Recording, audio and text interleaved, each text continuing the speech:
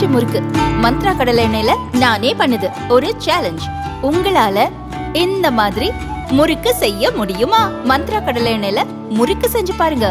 Okay. Hindu சமய அறநிலையத்துறை சார்பாக ஸ்ரீ சபாநாயகர் கோவிலுக்கு எதிராக தாக்கல் செய்த WMP 33543 33545 என்ற மனு விசாரணைக்கு வந்தது. முந்தைய விசாரணை தேதியில் கோவில் கணக்கு வழக்குகளை சீலிட்டு கவரில் தாக்கல் செய்ய உத்தரவிடப்பட்டது. அதன் அடிப்படையில் கோவில் சார்பில் ஆஜரான மூத்த வழக்கறிஞர் ஹரிசங்கர், கோவில் வழக்கறிஞர் வர்ஷா சந்திரசேகர் சீலிட்ட கவரில் அந்த கணக்கு வழக்குகள் விவரத்தை தாக்கல் செய்தார்கள். நீதிமன்றம் மேலும் அதோட லெட்ஜர் பதிவேடுகளையும் தாக்கல் செய்ய என்று கோரியதால் அதில் 10 வருட கணக்கிற்கு உடனடியாக பண்ணுவதில் சில நடைமுறை சிக்கல் நடைமுறை கஷ்டங்கள் உள்ளதால் 5 வருடத்திற்கான பதிவேடுகளை தாக்கல் செய்துள்ளார்கள். மேலும் நீதிமன்ற உத்தரவுப்படி கோவிலில் எந்த வகையில்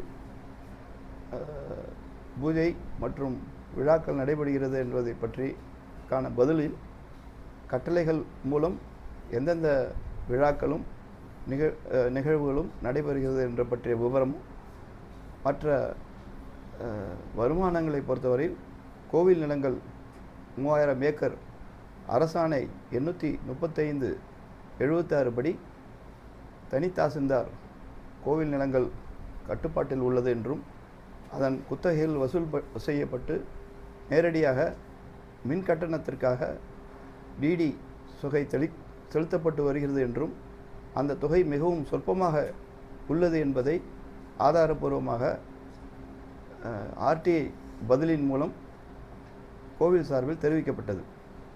3000 ஏக்கரில் 1000 ஏக்கருக்கு ஒரு பதிவேட்டில் 93,000 தான் வருமானம் வருகிறது என்று RTI பதிவில் உள்ள பதிவிலை குறிப்பிட்டு கோவில் சார்பில் தெரிவிக்கப்பட்டவுடன் உடனடியாக அரசு வழக்கறிஞர் எழுந்து 3000 ஏக்கரில் 2000 ஏக்கரை பொது தீட்சர்கள் விற்றுவிட்டார்கள் என்று எந்தவித அடிப்படை ஆதாரமின்றி குற்றம் சாட்டினர். அந்த நீதிமன்ற நடவடிக்கையில் தெரிவித்த கருத்து பொதுவெளியிலும் தற்போது தெரிவிக்கப்பட்டு வருகிறது. இந்நிலையில் இதற்கு மறுப்பு தெரிவிக்கவில்லை என்றால் பொது தீட்சர்களுக்கு மிகுந்த களங்கம் ஏற்படும். ஏற்கனவே தொடர்ந்து கடந்த 2.5 வருட ஆண்டு காலமாக இந்து சமய அறநிலையத்துறை கோவில் நிர்வாகத்தை பற்றியும், கோவிலை பற்றியும், பொது தீட்சரை பற்றியும் தவறான கருத்துக்களை திட்டமிட்டு ஊடகத்துறை பொதுவெளியில் தெரிவித்து வருகிறார்கள். ஆனால் இந்த முறை மேலும் நீதிமன்ற நடவடிக்கை பற்றியும் தொடர்ந்து தவறாக தெரிவித்து வருகிறார்கள். ஒரு நீதிமன்ற நடவடிக்கைகள் நிலுவையில் உள்ள போது அதை பற்றி பத்திரிகை துறையில் செய்தி வெளியிடுவது தவறானதாகும். ஆனால் இந்த முறை புது தீட்சர்களுக்கு மிகவும் களங்கம் ஏற்படுத்தும் வகையில் அபாண்டமாக 2000 ஏக்கர் விற்கப்பட்டதாக குறிப்பிட்ட தகவல் பொதுவெளியில் வரும்போது பொது தீட்சர்களுக்கு மிகுந்த களங்கம் ஏற்படும். அதற்கு எந்தவித அடிப்படை ஆதாரமும் கோர்ட்டில் சமர்ப்பிக்கப்படவில்லை. நீதிமன்ற விசாரணை நிலுவையில் இருக்கும்போது பொதுவெளியில் மீடியா மூலம் ஒரு ட்ரையல் நடத்துவது என்பது மிகவும் தவறானது என்று நீதிமன்றமே குறிப்பிட்டுள்ளது. இந்நிலையில் தொடர்ந்து பொதுவெளியில் கோவில் நிர்வாகம் சம்பந்தமாக நீதிமன்ற நடவடிக்கையை பற்றியும் கூட தவறான செய்திகள் வெளியிடப்படுவதால் மிகுந்த ஒரு கட்டாயமான சூழ்நிலையில் பொது தீட்சர் சார்பில் இந்த தவறான செய்திக்கு மறுப்பு தெரிவிக்கப்படுகிறது.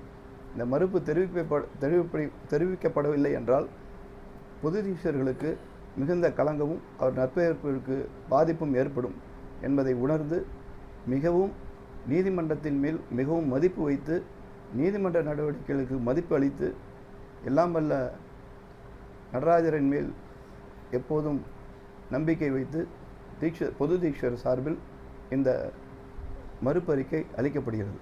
மேலும் ஒரு சிறிய சட்ட விளக்கமும் இதில் தர கடமைப்பட்டிருக்கிறேன். கடந்த 2009இல் நீதியரசர் பானுமதி அவர்கள் தீர்ப்பில் கோவில் நிலங்கள் 3000க்கு மேல் உள்ளது என்று பதிவு செய்யப்பட்டது இந்து அறநிலையத்துறையின் சார்பில் சொல்லப்பட்ட தகவலின் அடிப்படையில். அதன் பிறகு 2009 2014 கோவில் நிர்வாகத்தில் இணை நிர்வாகமாக இந்து சமய அறநிலையத்துறை நிர்வாகித்து வந்தார்கள். அதற்கு பிறகு பதிவுத்துறை சட்டம் 22A படி இந்து சமய அறநிலையத்துறை சார்பாக உள்ள நிலங்கள் எதையுமே பதிவு செல்ல தடை உள்ளது. இவ்வாறாக இருக்க 2000 ஏக்கர் நிலத்தை அதை ட்ரஸ்ட்டை ஏற்படுத்திய நபரோ இல்லை அவர்கள் குடும்பத்தாரோ வேறு எந்த நபரோ மூன்றாவது நபருக்கு விற்கிறதுக்கு வாய்ப்பே இல்லை. குறிப்பாக பொது தீட்சர் விற்பதற்கு வாய்ப்பே இல்லை. இவ்வாறான உண்மை நிலை இருக்க எந்தவித அடிப்படை ஆதாரம் இன்றாமல் இந்த கருத்து தெரிவிக்கப்படுகிறது. இதனால்தான் இந்த செய்தியாளர் அறிக்கையை நான் தொடர்ந்து பொது தீட்சர் சார்பில் உள்ள கருத்தையும் பொதுவெளியில் வெளியிட்டு பொது தீட்சர்களின் கருத்தையும் வெளியிடும் ஊடகத்துறை அன்பர் அனைவருக்கும் பொது தீட்சர் சார்பில் நான் என் நன்றியை தெரிவித்துக் கொள்கிறேன்.